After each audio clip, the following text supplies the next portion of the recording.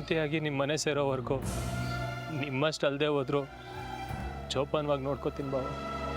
Thanks ಕಣೋ ರವಿ. ಇನ್ನೊಂದು ವಿಷಯ, ನನಗೆ ಸಂಬಂಧಪಟ್ಟ ಯಾವುದೇ ವಸ್ತುನೂ ಜಾನ ಕಣ್ಣಿಗೆ ಬೀಳಬಾರ್ದು. ಆಮೇಲೆ ನಮ್ಮ ಮದುವೆ ಆಲ್ಬಮ್ ನಿಮ್ಮ ಮನೇಲೇ ಇದೆ, ಅದನ್ನು ಸೇಫಾಗಿ ಎಲ್ಲಾದರೂ ಎತ್ತಿಡು.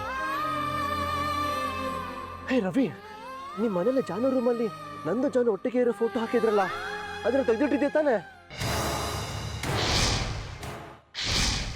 ಇಲ್ಲ ಬಾಬಾ, ಹೊಳಿಲೇ ಇಲ್ಲ.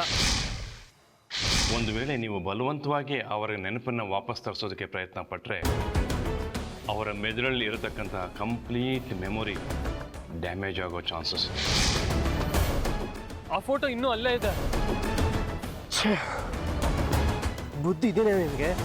ಜಾನಿಗೆ ಹಳೆ ನೆನಪು ಯಾವುದು ಕಣ್ಣು ಕಾಣಬಾರ್ದು ಅಂತ ಗೊತ್ತಾಗಿದ್ದು ಕೂಡಲೇ ಆ ಫೋಟೋನ ತೆಗೆದಿಡ್ಬೇಕು ತಾನೆ? ವಿಷಯ ಇಷ್ಟೊಂದು ಕಾಂಪ್ಲಿಕೇಟೆಡ್ ಆಗುತ್ತೆ ಅಂತ ನನಗೂ ಗೊತ್ತಿರಲಿಲ್ವಲ್ಲ ಬಾಬಾ. ಡಾಕ್ಟರ್ ಹೇಳಿದ್ಮೇಲೆ ತಾನೇ ನನಗೂ ಗೊತ್ತಾಗಿದ್ದು. ಸಾರಿ. ಹೋಗ್ಲಿ ಬಿಡಿ ಬಾಬಾ, ನೀವು ಹೆದರ್ಕೋಬೇಡಿ. ಅಕ್ಕ ಇನ್ನು ಆ ಫೋಟೋ ನೋಡೋಕೆ ಚಾನ್ಸೇ ಇಲ್ಲ. ಅದು ಹೇಗೆ ಹೇಳ್ತೀಯಾ? ಇವತ್ತು ಫೋಟೋ ನೋಡಿಲ್ಲ ಅಂತ ಏನು ಗ್ಯಾರಂಟಿ?